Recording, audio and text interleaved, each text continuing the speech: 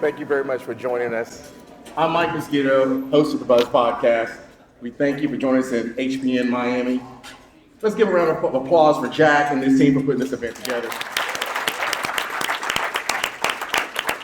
This is my second rotation in Miami, and so I am glad to be back here. I'm glad you guys weathered the storms out there to get here today, but Maureen and I are glad to be here. Maureen? Oh, I've been looking forward to this all day, and it started at 2:30 this morning, but I was fortunate to at least get past some of the rain, so that's fantastic. But really, honestly, to have an opportunity to talk to this very special woman who is on stage with us is just such a thrill.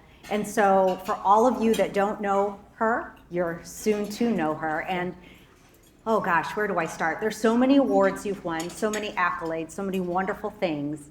But I guess let's start first with amazing nurse turned healthcare IT professional, and previously just blew it up at the Guthrie Clinic. From rural healthcare, now transitioning into some really exciting opportunities at Sharp Healthcare in San Diego. It doesn't rain like this in San Diego. No! As their new Chief Digital Information That's Officer, true. Miss Terri Couts, everybody. Thank you. We'd like to raise a glass to Terri and congratulate her on her new position Thank you. as the newest CIO in sunny California. Thank you. Yes, Cheers. cheers. You can see I'm the only one up here drinking a little bit harder than. We're gonna have some fun. We're gonna have some fun. So this is really about how do we introduce this new role, because you've been at Guthrie and you've had a journey. Let's give the audience just a quick snippet of your journey, just a quick snippet of, you've moved from A to B. What does that A to B look like in your world, Terri? Yeah, so I started my career early actually as a teacher. I don't know if you knew that. And I taught for 2 years and was like, yeah, this is not for me. I'm not dealing with these parents. The kids were great, not dealing with these parents. And I went back to school and got my nursing degree and did pediatric open heart for some time, and spent a little bit of time in the NICU as well. And was just on call all the time. And really liked the adrenaline part of being a nurse and solving problems and making kids healthy and allowing them to do what they all should do, laugh and play and enjoy the world. And so somebody told me, you should look into this Epic thing, it's gonna be big. I had no idea what that meant, but at the time, Akron Children's Hospital was, they had a homegrown EHR, and so I was documenting in that. I knew what that was, and so I interviewed for an ASAP analyst, and had no idea even after the interview, but they offered me the job, and I was on call 25 days a month, and I was just ready to take the leap, and found out that I really like solving problems with technology, and it just took me on a path that I would never have expected, and went into consulting. Meaningful Use had kicked off, and just really was inquisitive and allowed myself to learn, and got to see some great, I actually was in Iowa. I was at Iowa Health, yes, when they were doing their EHR. Now it's Unity Point. Yeah. Got to see some great things in New York with health and hospitals and some other systems, and just learned a lot, and landed at Guthrie as a clinical application VP, and took the role of CDIO about 5 years ago, and just had really a blast. You've done some really amazing things at Guthrie too, that I think if you look at it from a leadership perspective, when you put your clinical lens on and you're looking through those eyes, is it different? Do you feel like your leadership is different because you're clinical? Do you feel like that isn't necessarily important? What do you think are the traits that really have inspired you as a leader? I think I just listen more than I talk, to be honest. I think, and some people may see that as I'm quiet, or maybe not trying to control the room, all those executive presence. But I really listen a lot, because technology can be one or two things. It can enable or can really be the barrier to providing good care. And every health system is a little bit different, and you really have to understand how they're using the technology and what is the need. And you can't do that without listening. And once you listen, you can then translate, because there's a lot of that too. And I can help my IT team understand how they need to enable. And then you build that trust. And once you have the trust, that's trust that patient's information is safe, trust from the executive team that you're going to be good stewards of how you spend in a very turbulent kind of era, and trust with your IT team that you're actually going to have their back and help support them. And with that, your job as a leader in IT, from a nurse's standpoint, is valuable in any hospital, in any situation. How many nurses do we have in the room? Raise your hand. Celebrate our nurses. Celebrate our nurses. For a nurse to transition into IT is very special. I have one next to me. She keeps me honest, but she can't save me. Bail money, just bail money, really. And so it is really, how do you have that nurse's voice in the room with technology? And that's valuable, Guthrie, and now to Sharp. And so with that, what is your thought from a nurse's standpoint, and now as CDIO, there's a lot of solutions in the room. How do you feel about breaking things in the hospital? So, we're not Silicon Valley. We can't break everything, right? There's people's lives at stake. And so I think when you think about what things you need to change, there's some bending, there's some reshaping. Innovation doesn't necessarily mean explode what you have and start from scratch. That's not what it is. And so you really do have to kind of look at what systems do you have. I try really hard to look at platforms. I think when there was a time where there was a best in breed. There's some use cases for that, but really when you look at how do you support, how do you enable, and how do you control costs, you really do have to kind of look at a system that's going to serve a lot of, or solve a lot of your problems. But I think innovation doesn't have to start with explosion. It can be a lot of learning, a lot of collaboration, and just retweaking what you have and just knowing what problem you're trying to solve so that you can get there. Yeah. When it comes to innovation, do you have to balance that in terms of security, risk, safety, and how do you do that? Because innovation is we always want to put the right things in for the right reasons, right? It's good intentions. We all have good intentions with the tech that we've implemented, but there's always a consequence to that. So how do you balance that? Yeah. I'm one of those people that buys everything that comes on market and puts it in my house and tries it out. I even have some sort of bed thing that tells me how well I'm sleeping. There's an AI tool for everything, right? So I'm one of those things, one of those people that buys everything. But I think in healthcare, when you're really keeping the patient at the center and you're really trying to understand how do you impact, with the workforce challenges and the cost challenges and all the things that we talk about with headwinds, it's a lot like driving a car. You have a gas pedal and you have a brake, right? And so you have to know when you need to go fast so that you can make the change that has the impact that you're looking for. Because if you don't do that, then you're just gonna have a bunch of pilots, and those don't go anywhere. But you also need to know when to slow down. When are you going to approach this bend that might have this, spin you out, and you need to kind of regroup and learn from that, and then start to go again. And I think that can be a really challenging balance. And then all of a sudden you need to put the seatbelt on to make sure you're protecting all of the things that you have, because again, at the center of it is the patient, and we're all in this field that's really hard. And somebody said that earlier. Because we really care about people, and we have to make sure we understand that. So go fast, but know when to brake and learn from that. Mm-hmm. And at Guthrie, you're a rural hospital, and so you couldn't just blow the walls off. You're the hospital in that area. With that being said, as we look at putting a rural hospital on the map, you're a well-known CIO coast to coast. I had the privilege of starting my year. My first flight of the year was to come visit you and your board. So I got to brag on you in front of your board that how many people would know about Guthrie without Terri?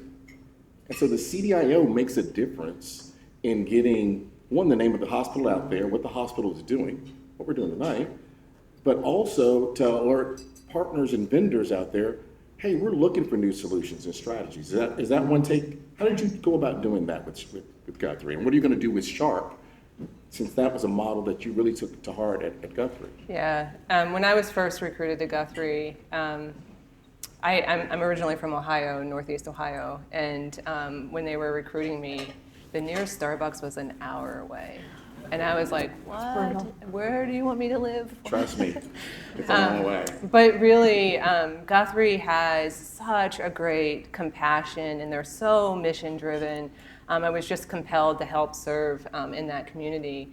But we don't have the same resources that maybe a larger academic center has, or even in an urban setting.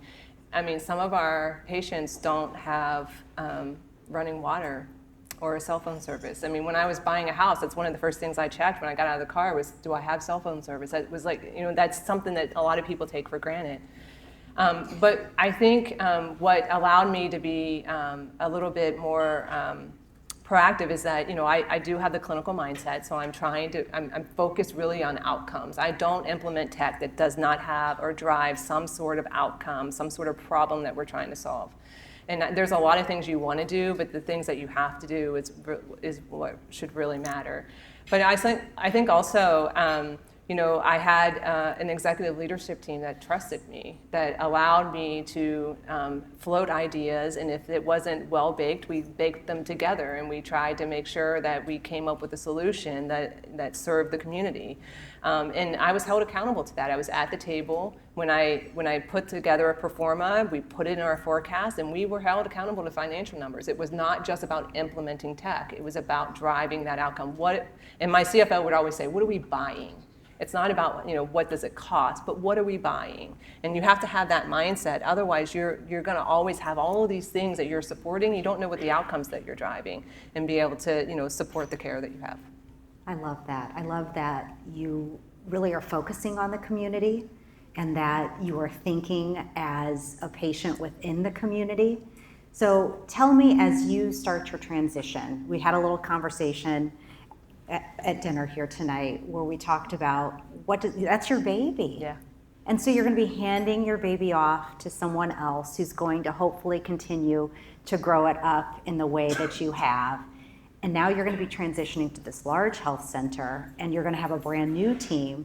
So tell me a little bit about how you're going to handle both the handoff of your baby to another family, and how you're going to then take on a whole new family and get them to come on board with you. Yeah, so for all you nurses, you can attest to this, we like to be in control. And I think it has been a challenge for me I have a named interim, and he's my CISO, and it's been a challenge for me to kind of step back and allow him to take the reins. And I have to remind myself that I have to give him that grace to kind of put his own mark on the system. But what I'm really looking forward to is I always like to personally challenge myself. And I've never had a situation where I've grown, where I've been just comfortable. Where I've had the most impact is when I've said yes to something that's made me uncomfortable. And so this is a little bit uncomfortable. I've never lived on the West Coast. If somebody ever told me that I was going to live in California, I would have said no. That's not happening. I would avoid conferences on the West Coast because it's hard to get to. But I'm really excited because I think Sharp has they're known for their culture. They're known for their experience. And I think mixing that with digital innovation and digital transformation, I really have another opportunity to make an impact on a community that is just as underserved as a rural health system. And I'm excited about that. I'm really driven by mission and purpose, and that aligns with that. I also am just enrolled in my doctorate program. Timing was not great. And so I'm trying to juggle all of that, but I think, I'm super excited by what's going to come from that because I think it allows me to grow while serving a community. And you are picking up that new team. And so I'm going to ask this question. Not trying to get you in trouble for your first day on the job, but every institution has its people inside that goes, we can't do that because. Yeah. How do you handle that?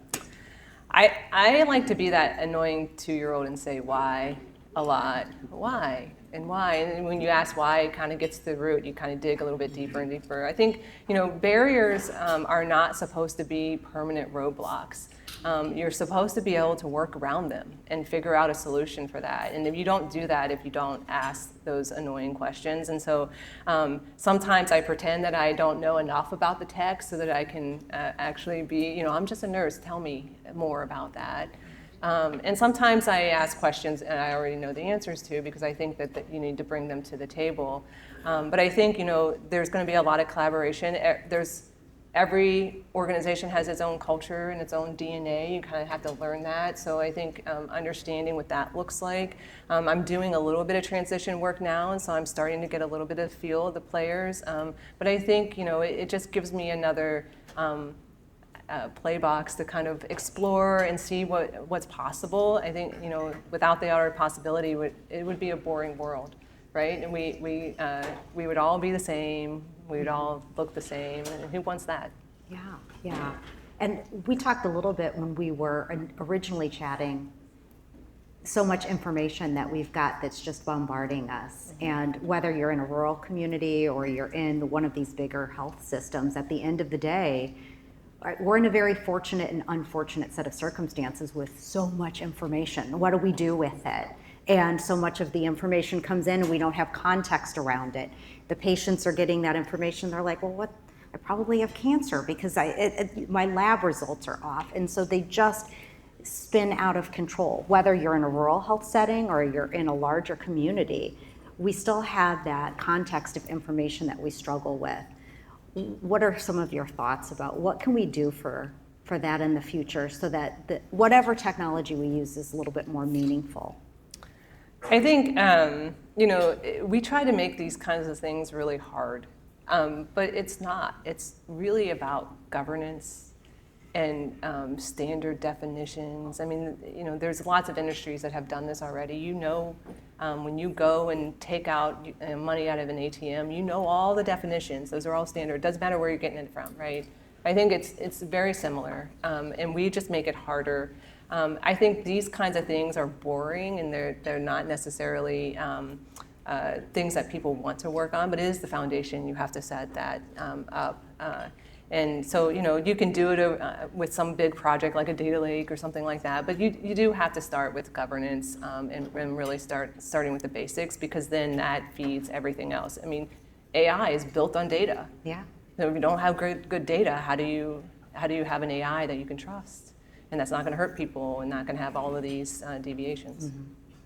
Well, Terri, thank you very much for joining us and for opening up about, one, your journey and your future mission. That is not an invitation for every sponsor to come line up while she's trying to have a drink, but it's an opportunity for you to see a glimpse into a CDIO, their life of transitioning in this journey in the healthcare system.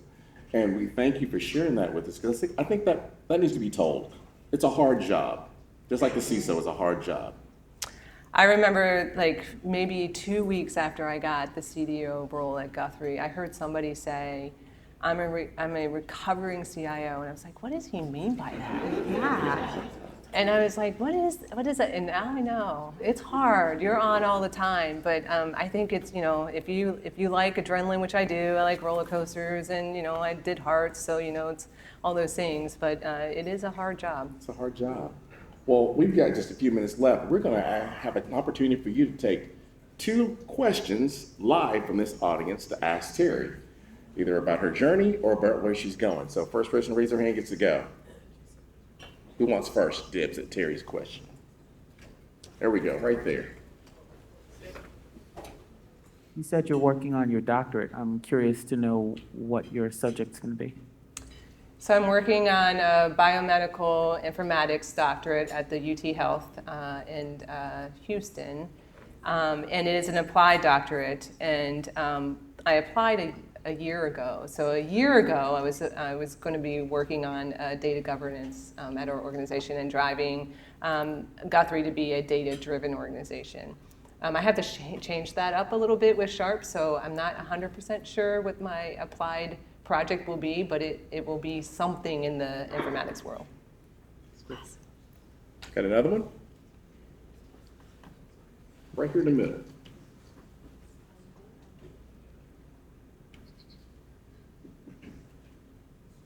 Hi, you said that you transitioned from being at the bedside, right, into IT. What advice would you give to someone who's looking to transition from the bedside and get into IT? Great question. Yeah, so I think one of the harder things is that at the end of the day, your day doesn't start over. Like you still have stuff going on the next day that carried over from the day before. And I think that's the hardest part when a nurse or any clinician, you can't just cross off the task, go home, and then forget about it.